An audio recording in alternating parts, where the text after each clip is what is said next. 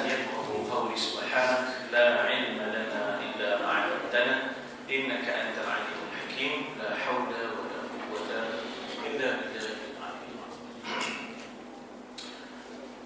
Kita sambung di ayat 24 daripada surah Yusuf alaihissalam. Ayat ini berbunyi a'udzubillahi minasyaitonir rajim wa laqad hammat bihi wa hamma biha. Jadi kalimah hamma ini, ya, kalimah hamma ini keinginan, dengan makna keinginan, ya, keinginan. Dan di sana ada tu satu keinginan yang kekal, satu lagi keinginan yang melintas, dipanggil hamma sabit, yang kekal, keinginan yang kekal. Dengan hamma arid, ya, hamma arid. Arid ini maknanya yang datang dan pergi. Dia datang dan dia pergi, dia datang dan dia pergi. Maksudnya dia tidak kekal pada seseorang itu. Contoh ini, bila mana kita puasa, tiba-tiba ternampak, ya, ternampak hidayah, ya, ternampak hidayah. Jadi ada hamma, ada keinginan, tapi dia tidak lama. Kita tak layan sebab kita puasa. Tapi keinginan itu tetap ada, tapi tidak lama. Jadi bukan pun nak bezakan di antara hamma Zulaikha dengan hamma Yusuf. Ya. Keinginan Zulaikha itu sifatnya sabit, maknanya sifatnya kekal. Ya, sifatnya sabit ataupun sifatnya kekal. Tapi hamma yang ada pada Yusuf itu adalah hamma lintasan yang tidak kekal sifat, ya, yang tidak kekal. Macam saya sebut tadi lah, maknanya keinginan yang datang kemudian begitu saja. Macam kita untuk bulan puasa tadi kan, tiba-tiba kelihatan hidayah. Tentu ada keinginan, tapi kita lekas-lekas hindari sebab kita tahu, kita sedar kita sedang berpuasa. Jadi begitulah maknanya beza antara hamma yang sabit dengan hamma yang arid. Ya, yang arid itu yang datang begitu kemudian dia habis. Ya. Jadi dalam konteks itu membezakan antara hamma Zulaikha, keinginan yang ada pada Zulaikha, dengan hamma keinginan yang ada pada Yusuf. Hamma Zulaikha itu hamma sabit yang kekal. Hamma Nabi Yusuf itu sifatnya adalah lintasan yang tidak kekal, yang arid, datang kemudian dia pergi begitu saja. Ya. Sebab itu makruh kita baca wasal. Makruh boleh baca, tapi makruh kita baca wasal. Maknanya kalau kita baca walaqad hammat bihi wa hamma biha, itu makruh. Maksudnya seolah-olah kita menyamakan dua-dua. Seolah-olah kita menyamakan keinginan Zulaikha itu sama dengan keinginan Yusuf. Ya. Jadi makruh kita baca, makruh kita baca dalam keadaan wasal. Bukan menghalang, tapi hukumnya makruh. Jadi yang sebaik-baik bacaan ialah walaqad hammat bihi wa hamma biha, atas dasar bahawa hamma Zulaikha sabit, kekal, keinginannya kekal, berterusan, mendalam. Tapi keinginan Yusuf alaihissalam arid, ya, hamma arid yang datang melintas kemudian dia pergi begitu saja. Macam kita di bulan puasa nampak hidangan, ada keinginan tapi lepas begitu saja. Sebab kita tahu kita sedang berpuasa. Jadi kita tidak kekalkan keinginan itu, ya. Sebab itulah dibezakan dua keinginan ini dengan kita waqaf sebaik-baiknya. Ya, sebaik-baiknya lah kita waqaf dengan walaqad hammat bi wa hamma biha. Jadi kalau dibaca terus seolah-olah kita menyamakan Yusuf dengan Zulaikha dari sudut keinginan, sedangkan tidak sama. Itu yang dipisahkan, ya. Maknanya sebaiknya dipisahkan, bukan dibaca serentak. Baik, itu kalimah hamma, ya, kalimah hamma. Kemudian kalimah laula.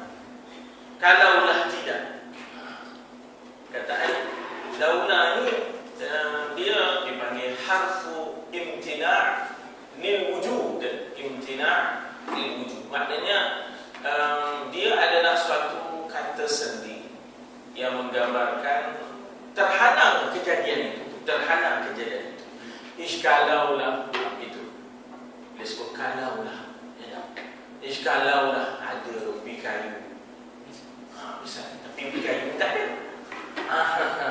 Pasal payah ada, payah nak nanam je dah, payah nak nanam je dah. Kalaulah ada ubi kayu, penjat kata dia, terus sebut penjat dia lah, boleh buat penjat. Mana tak ada ubi kayu tu, tak ada. Tapi tahu macam mana hari kedua tu, camp sini, dia tengok ada ubi kayu, penjat lah tu. Mana kalau dapat, apa yang lain, mana dapat kita tak tahu ke tak. Oh ya juga dia ada tu ke tak. Benda berbudak kan yang penting, budak ni kan yang penting. Ada kita nyentai sudah, dah biar je begitu. Tu dia. Demo kumpul tak ada, demo kumpul lampu. Pasal apa kumpul lampu? Atakan dah masuk cara tradisional, ada. Banyaklah lau-lau cara tradisi. Atau demo kumpul lampu apa? Atau budak sekarang dia tak berhenti makan cara kita. Budak kalau tak ada ayam, tak ada lauk kata. Kalau ada ikan tertogok situ, tak ada lauk kata. Itu lebih itu dengan demo ya. Itu lebih taste-nya dia tak. Selera tak sama ya. Mati dia. Jadi perkataan laula ialah huruf ataupun kata sendi yang digunakan untuk menghalang daripada ada. Misal saya kata kalaulah ada ubi kayu. Mana tak ada itu. Di sini ada perkataan laula an ra'a burhan. Jadi ada kalau di situ ya. Kalaulah tidak, ya, kalaulah ia tidak. Jadi perkataan maknanya kalaulah tidak itu menggambarkan bahawa artinya tidak berlakulah, ya, tidak berlakulah sebagaimana yang diinginkan oleh Zulaikha, ya, tidaklah berlaku sebagaimana yang diinginkan oleh Zulaikha. Walaupun kadang-kadang yang ini dalam konteks kita kata dalam konteks kadang-kadang catatan-catatan Bani Israel, dia suka kadang-kadang mencemari Nabi-Nabi. Itu biasa. Bani Israel itu memang begitu. Israiliyat, ya, maknanya apa juga kenyataan mereka dipanggil Israiliyah kalau satu. Kalau dah banyak jadi Israiliyat, semacam muslimat. Jadi Israiliyah, Israiliyat. Jadi Israel itu merujuk kepada Bani Israel yang suka mencela, mencemar, menambah, ya, melampaui usuluddin, ya, melampaui usuluddin. Maknanya melampaui usuluddin artinya kalau dalam usuluddin mana mungkin, ya tak, mana mungkin perlakuan-perlakuan yang keji itu ada pada nabi ke, pada malaikat ke. Tapi Israiliyat ini dia tak kisah. Dia suka kadang-kadang mengada-ngadakan cerita-cerita walaupun mencemar usul, ya, mencemar foundation asas kepada agama, bahawa Nabi tak akan mungkin terlibat dengan benda-benda yang seumpama itu. Jadi kadang-kadang Bani Israel ini dia suka melampau dalam penceritaan sampai mencacatkan, ya, kita kata malaikat misalnya, mencacatkan nabi-nabi misalnya, ya, termasuk Nabi Yusuf menjadi mangsa mereka, ya, termasuk Nabi Yusuf menjadi mangsa mereka dan malaikat sendiri menjadi mangsa mereka. Dia, kalau tuan-tuan kita baca surah Baqarah kan, yang bercerita tentang wattaba'u syayatin, macam mana ayat watlu alaihim, macam mana ayat wattaba'u, yang ayat yang bercerita tentang sihir.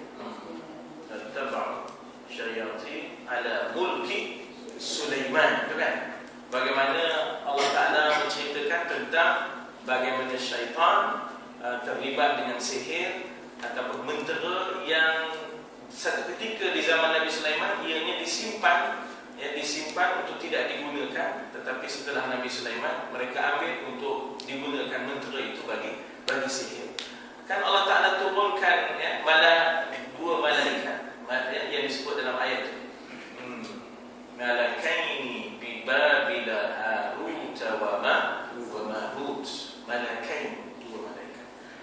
Israiliyat, dia sampai ke tahap mengatakan bahawa dua malaikat ini yang menyamar menjadi lelaki dan kemudian terlibat dengan zina. Mana maunya malaikat, malaikat mana mau terlibat dengan zina? Nafsu tak ada. Malaikat yang menyamar, yang datang bertamu ke rumah Nabi Ibrahim, Nabi Ibrahim masa nak pergi ke tempat Nabi Lut, kan ke Nabi Ibrahim jamu kan, kambing tergolek, tersekor kambing di rumah makan. Memang stadium marah ni pun kan. Kita seekor ayam pun orang makan. Itu pun kira dah lunak dah tu. Dah lunak kalau anak kena itu dah rumah makan lauk tu ya. Jadi apa ni, mana maunya sebab apa daging yang tu tak disentuh dia. Ini kan pula tiba-tiba dikatakan terlibat dalam perzinahan. Jadi begitulah pencemaran Israiliyah ya, pencemaran Israiliyah termasuklah Nabi Yusuf menjadi mangsa kita kata daripada kejahatan ya, kejahatan mereka sebahagian daripada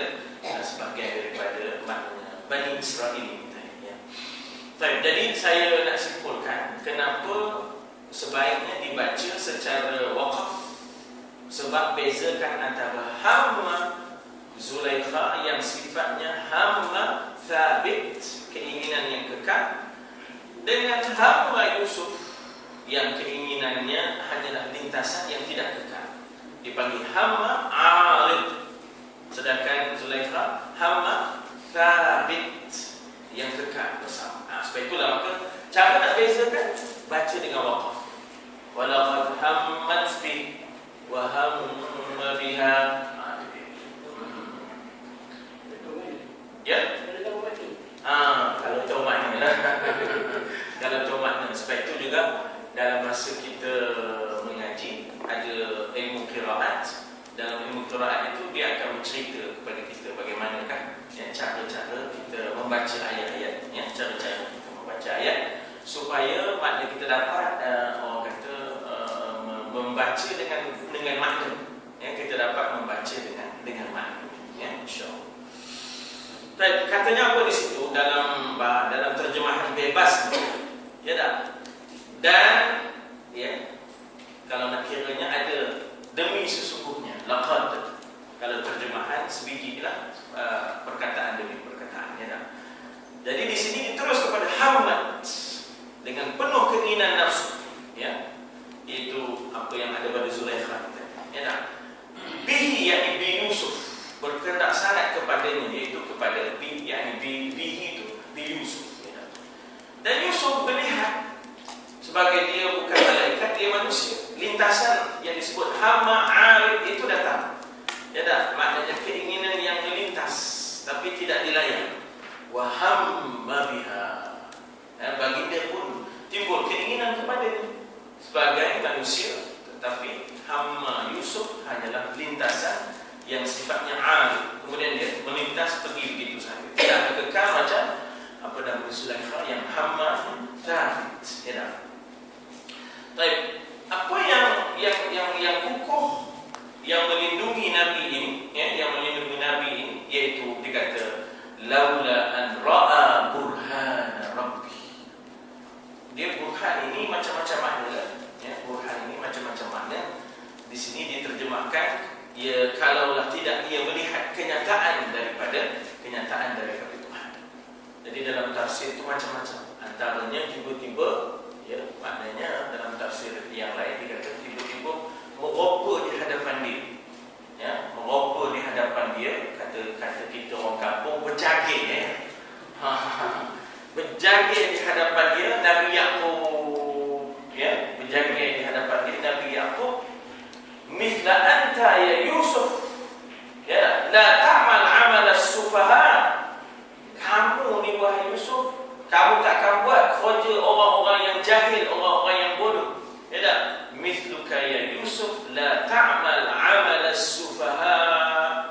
Sufaha tu orang-orang yang bodoh, orang-orang yang jahil, orang-orang yang hanya dengan benda yang zahir, tak ada benda yang batin, ya, maknanya tak nampak benda yang murni, nampak benda yang keji, ya tak? Itu sufaha. Ya, misluka ya Yusuf la ta'mal mithla ma 'amala sufaha. Macam kamu wahai Yusuf, kamu takkan buat raja-raja ini. Jadi Nabi Yusuf itu tadi, keinginan itu yang memang melintas langsung hilang. Ya, langsung hilang keinginan itu. Ya, itu yang dikatakan satu riwayat mengatakan burhan, makna burhan. Ya, melihat kenyataan daripada Tuhan. Ya. Tapi kita tengoklah Maulana Abdullah Yusuf Ali bagaimana dia memberikan pandangan tentang burhan ini. Dia kata bahawa pandangan Zulaikha sudah dikabulkan oleh pengaruh nafsu. Bagi orang yang beriman, nafsu itu adalah fitrah yang mesti dikawal supaya tidak menjadi fitnah. Ya, supaya tidak menjadi fitnah. Ya. Nafsu adalah keinginan fitrah yang mesti ada saluran yang sah, ya, mesti ada saluran yang sah. Jadi dan seruan baginda itu, ya, dan seruan baginda itu tidak memberi kesan ke atas, yaitu seruan hi talak, yaitu halumma ilayya, maknanya marilah kepadaku, ya, marilah kepadaku, itu tidak memberi kesan. Baginda itu bagaimanapun adalah manusia. Ya, kalau tidak nanti kita kata bahawa seolah-olahnya tidak sempurnalah kemanusiaan. Kalau dia berdepan dengan wanita secantik itu, langsung tak ada tergerak, benar manusianya. Jadi kita tetap mengatakan dia manusia, tapi pilihan. Walaupun pilihan, tapi dia manusia. Tapi walaupun manusia, dia pilihan. Ya, maknanya oleh kerana itu ada maksudnya di sisi Allah. Ya, wallahu yu'simuka. Ya, Allah akan memelihara. Jadi baginda bagaimanapun adalah manusia dan cintanya yang penuh keinginan serta kecantikannya merupakan satu tarikan fitnah pada sisinya. Tetapi baginda ada mempunyai tempat perlindungan yang tidak mungkir, iaitu keimanan, keyakinan terhadap Tuhan. Jadi maknanya pandangan rohani itu, tidak pandangan rohani itu mengatasi pandangan jasmani. Ialah contoh ini lah. Kita tengok orang perempuan, rambutnya ikan maya. Tapi pandangan rohani akan berkata sedihnya, rambut inilah nantinya akan digantung di dalam neraka. Maknanya kita tak akan hanya berhenti pada pandangan jasmani. Kita akan melampaui itu. Ya Allah, memanglah cantik, lawa, tapi diletakkan di salah tempat. Maka setiap mata yang melihat adalah dosa zina mata. Ya tak? Seorang wanita yang memakai wangian, kan? Dan mata semua pakat melihat dia. Sebab maklum saja, Nabi dia lah wangi, orang pun tengok, kan? Maka mata yang melihat itu, ya tak? Kalau diteruskan penglihatannya boleh menjadi zina mata. Dan dia yang menjadi punca. Dia yang menjadi punca, ya tak? Jadi pahala dosa berganda yang diperoleh. Kesian, ya tak? Kesian. Jadi kita tidak terpukau semata dengan pandangan jasmaniah. Kita melampauinya kepada pandangan kerohanian. Adalah kita lakukan di pementasan yang mengasyikkan sebahagian. Ya, kita lalu, bukan kita tak lalu. Tapi hati kita melihat, ya tak? Hati kita melihat dengan melampaui pandangan jasmaniah, iaitu kita terus kepada pandangan rohaniah. Kita kata bahawa lawa ini, ya tak? Orang mukmin, yang dikatakan orang mukmin itu, kita teringat bahawa anil lahwi mu'ridun. Ya tak? Orang mukmin itu bagaimana? Walladzina hum anil lahwi mu'ridun. Dalam surah Al-Mu'minun, walladzina hum anil lahwi. Lahwi itulah orang mukmin melihat ini, dia kena berpaling. Jangan bagi muka. Ya tak? Jangan bagi muka. Walladzina hum anil lahwi mu'ridun. Ya tak? Itu kalau kita melampaui pandangan jasmaniah, tu ya. Kita punya kuatnya kesan pengaruh itu, tuan-tuan. Ingat ya. Sampai kita alhamdulillah 76, 77, 78 punya arus itu. Sehingga akhirnya kita tak dapat terima. Ya, kita tak dapat terima misalnya sebarang instrumen muzik kerana diasosiasikan dengan maksiat. Maka kesan itu sampai sekarang, kalau tengok orang pegang gitar, dia pula lain macam. mutlak itu sebenarnya bukan haram bidzatihi, dia bukan haram pada zatnya, dia haram bi ghairihi, dia haram dengan sebab apa yang diasosiasikan, dia dikaitkan dengan tarian, wanita, Allah, itu sebab dia haram. Dia bukan haram pada zatnya, tapi dia kerana arus 77, 78, 79 itu arus di mana kita memang tentang habis-habisan. Ya tak? Memang kita tentang habis-habisan. Jadi sampai sekarang pengaruh tu ada. Sehingga kalau kita lalu kepada satu pertunjukan yang ada itu semua, kita melampauinya kepada pandangan rohaniah, bukan hanya pandangan jasmani. Ya. Jadi dalam konteks itulah Nabi Yusuf melihat burhan. Ini semua adalah ini semua adalah pencemaran, ini semua adalah keji, ini semua adalah fahisyah. Itu yang menyelamatkan Yusuf. Pandangan rohani bahawa ini semua adalah fahisyah, itu yang menyelamatkan dia. Ya tuan-tuan dan puan, katalah kita tiba-tiba berjalan seorang di mana? Hong Kong. Macam Hong Kong, jangan kira lah. Tapi alhamdulillah, ya tak? Pasal pandangan kerohanian kita mengatasi pandangan jasmaniah.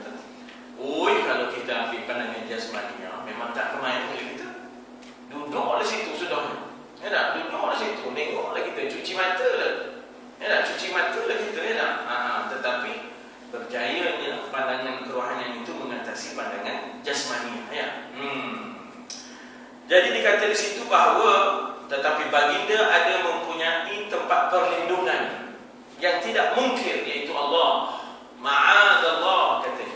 Ya, kata dia ma'adallah. Aku minta lindung dengan Allah. Jadi Allah itu yang melindungi. Hasbunallah wa ni'mal wakil, ni'mal maula wa ni'mal nasir. Memadulah kita Allah, hasbunallah, ni'mal wakil, sebaik-baik pelindung, ni'mal maula wa ni'mal nasir, sebaik-baik pembantu. Itu dia. Iaitu keimanan, keyakinan terhadap Tuhan, dan kita tidak akan maknanya terpaku kepada kemaksiatan itu. Ya.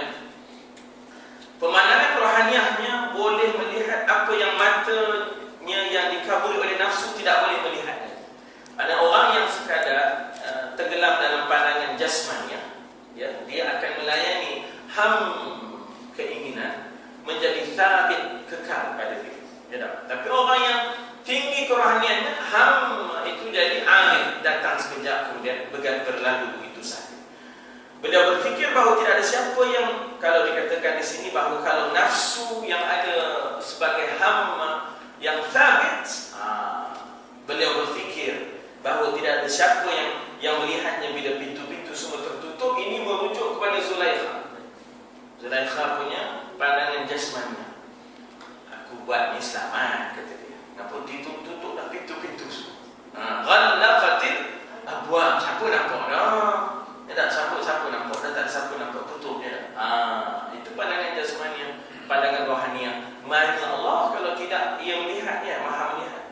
Bagi dia menyadari bahawa Tuhan ada dan wujudnya, ya, Tuhan ada dan wujudnya maha meliputi. Wallahu min waraihim muhit. Ya, Allah itu meliputi. Dalam bahasa Arab dipanggil muhit. Waraihim, di belakang kita ini, ya, Allah itu meliputi, ya, pengetahuan dan penglihatannya. Wallahu min waraihim muhit. Keyakinan itu menjadi kuat sehingga akhirnya maknanya kehadiran maknanya Zulaikha dengan segala bentuknya, dengan segala keindahannya itu tidak jadi apa-apa kepada Nabi Yusuf, ya, serta kebal terhadap seruan nafsu dan keinginannya. Jadi ini termasuk dalam 7 orang yang akan mendapat perlindungan Allah di padang mahsyar. Nah, maka kekuatan perlindungan itulah dikatakan kadzalik, ya, kadzalika, demikian itulah, ya, demikian itulah. Maka linasrifa anhu su'a wal fahsya. Fahsya itu zina. Kalau kita tengok, wala taqrabuz zina innahu kana fahishatan wa sa'a sabila. Fahisha jamaknya fahsya. Innallaha ya'murukum innallaha wa yanha 'anil fahsya'i wal munkari wal baghi. Dalam peringatan khatib, ya, di khutbah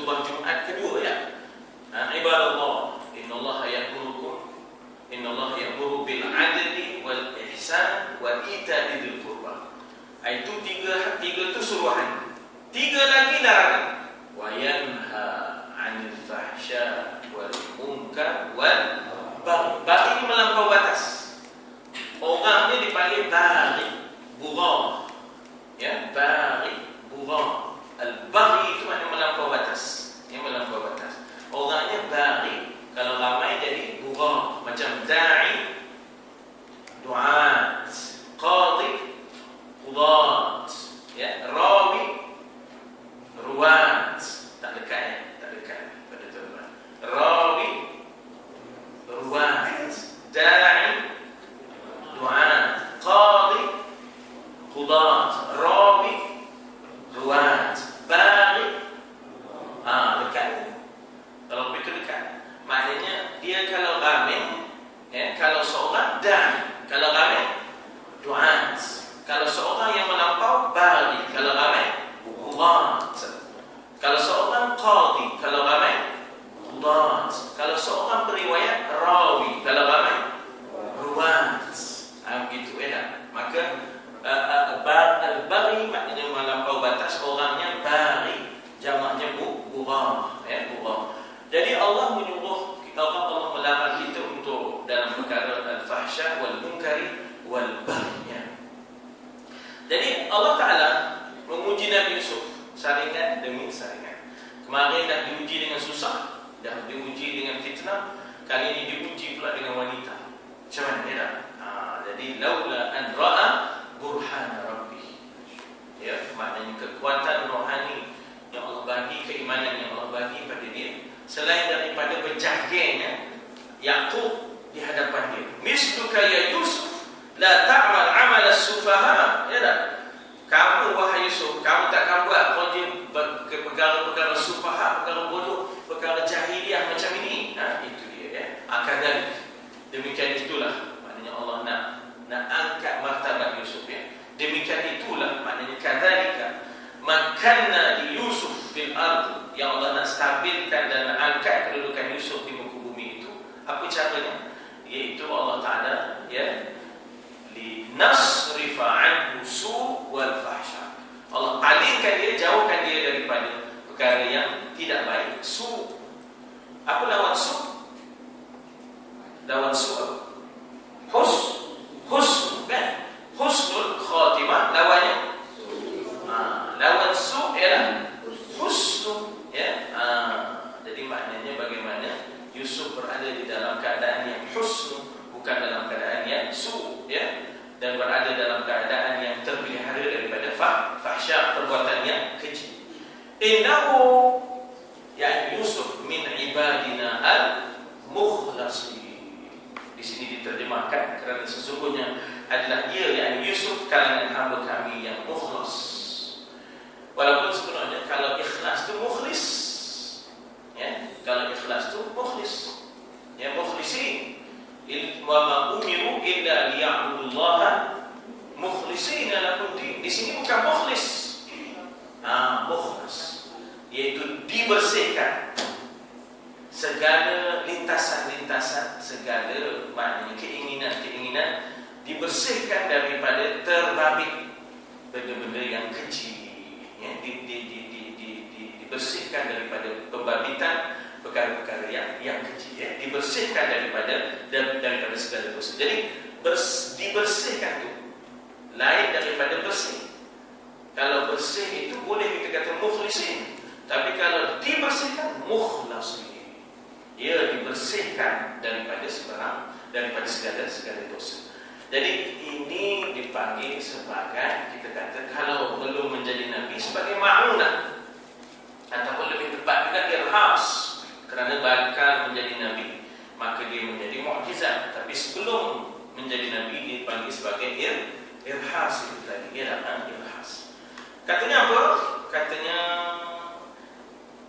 jasa 1669 ya. Jasa yang menjadikan kita terselamat daripada dosa bukanlah datang daripada kita sendiri. Jasa itu ya.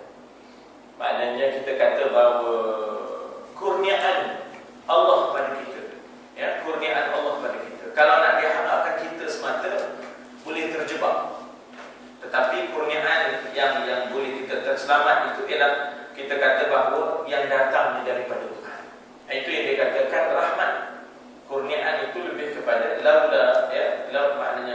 kata fadlullah dan juga rahmat Allah, ya, kekurniaan Allah itulah yang menyelamatkan kita, ya. Kalau nak kira macam kita kemarin, ya, payah juga nak selamat sebab arus barat itu, pembaratan itu deras.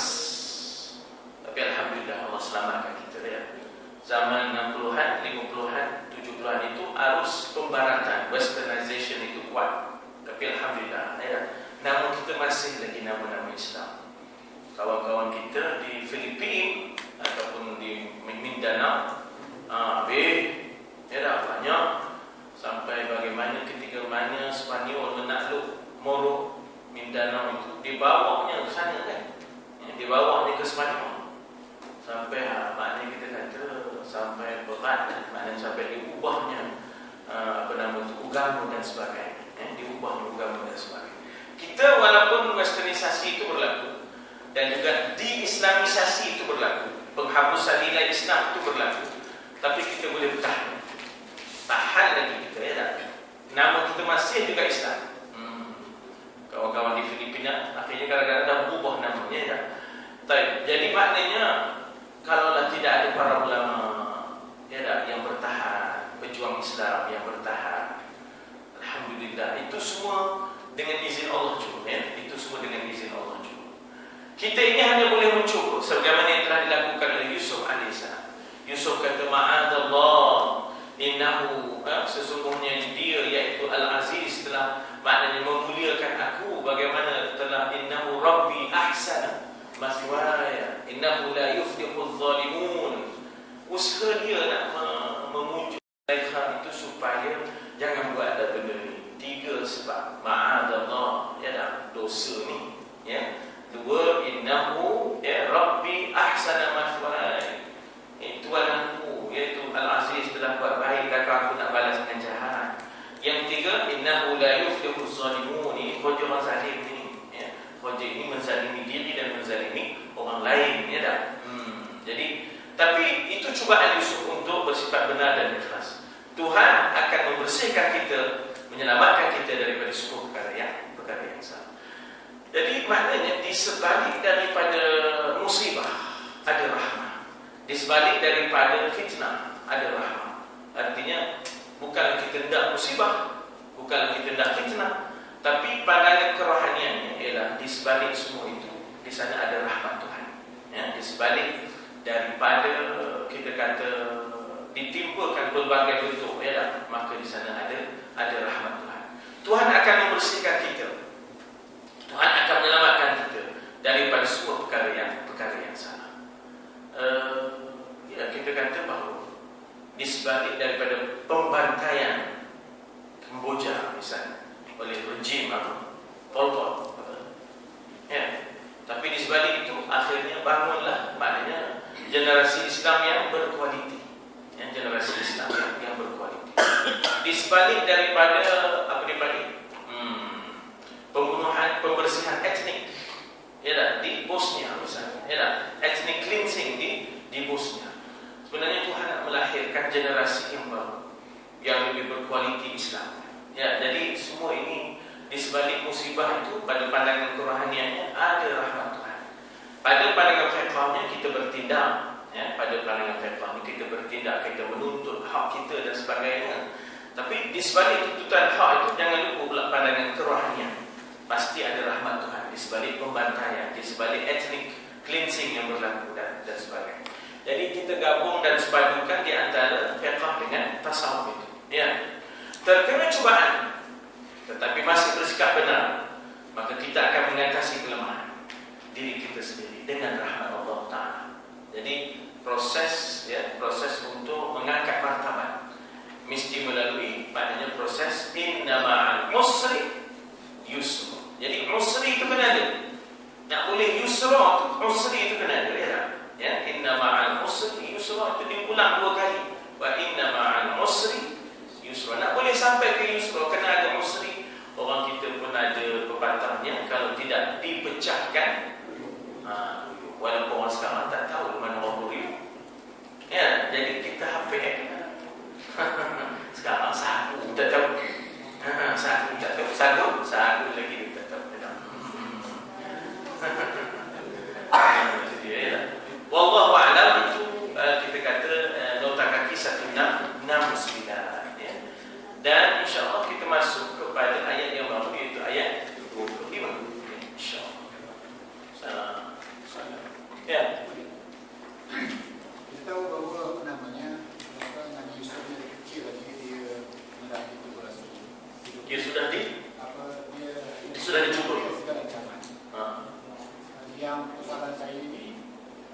manakah bentuk tarbiyah yang diperoleh ini sehingga dia mampu untuk menghadapi cabaran ini, cabaran musuh tadi.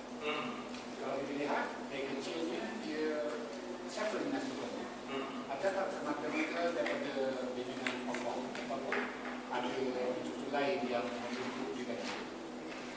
Rata-ratanya Rasul-Rasul dan Nabi-Nabi ini, ya, Allah Ta'ala sebut Nabi sebut Adabani Rabbi fa ahsana ta'dibi, ya, Adabani Rabbi, maknanya nak kira Abdullah pun tak ada, akan Abu Talib pun tidak Islam, Abu Talib pun tidak Islam, sekadar bolehlah kita kata fa'awa, maknanya melindungi begitu saja kehidupannya. Tapi pengasuhannya itu sebenarnya tarbiyah rabbaniyah. Tarbiyah rabbaniyah. Termasuklah Nabi Yusuf AS. Maknanya dia sudah bermula daripada mimpi yang dilihat, dia sudah bermula semasa di dalam tenaga itu lagi. Bagaimana dia diwahyukan, bagaimana dia menerima malaikat dengan menyuruh dia membaca ayat ataupun membaca bacaan demi bacaan untuk berdepan dengan maknanya kegelapan perigi dan juga kesejukannya. Jadi begitu maknanya kita kata begitulah dia mendapat bimbingan daripada Allah langsung, ya, bimbingan daripada Allah langsung. Tidak ada campur tangan manusia. Sebab Allah Ta'ala buat begitu supaya tidak menjadi dakwa-dakwi kepada orang tertentu. Orang kemudian kata Muhammad itu berjaya pasal dia Abdullah Isma. Yang kita ada sebut begitu kadang-kadang kan, kita ada sebut begitu. Ya tak? Komunisme, ya tak? Mahathiriisme, macam-macam apa. Ya tak? Tapi kan kita kata bahawa dalam konteks itu orang tak boleh nak dakwa ada pengaruh Abdullah pada diri Muhammad sehingga dia berjaya terbina begitu. Ada pengaruh Yaqub, ada pengaruh, jadi dia diasuh sendiri oleh Allah. Adabani Rabbi fa ahsana ta'dibi. Allah mengasuh aku, alangkah indahnya asuhan Allah. Jadi tak ada campur tangan, ya, tidak ada campur tangan manusia di situ, ya. Baik. Tapi tuan-tuan dan puan, sebenarnya Allah mengasuh kita ini, ya, bukanlah mustahil kalau kita berdamping dengan Allah. Ya tak? Allah mengasuh kita bukanlah mustahil kalau kita berdamping dengan Allah. Ya tak? Ma taqarraba 'abdun ilayya bin nawafil, kan? Tidaklah menghampirkan diri seorang hamba kepada aku dengan amalan-amalan sunatnya hatta ahibbahu, sehingga aku terlalu kasih pada dia. Nah, fa idza ahbabtuhu, kalau dah aku kasih pada dia, maka ana, ya kata Allah, akulah tangan yang ia memegang dengannya, akulah kaki yang ia melangkah dengannya, akulah mata yang ia melihat dengannya, akulah telinga yang ia dengar dengannya. Jadi dengan sendirinya dia di dalam riayatillah, inayatillah. Orang lain selalu sebut riayah dan inayah, ya, dengan sendiri dia mendapat riayah, pemeliharaan Allah, penjagaan Allah, inayah, pertolongan Allah. Jadi kan orang dapat. Fahamkah contohnya? Paling mudah, ya tak?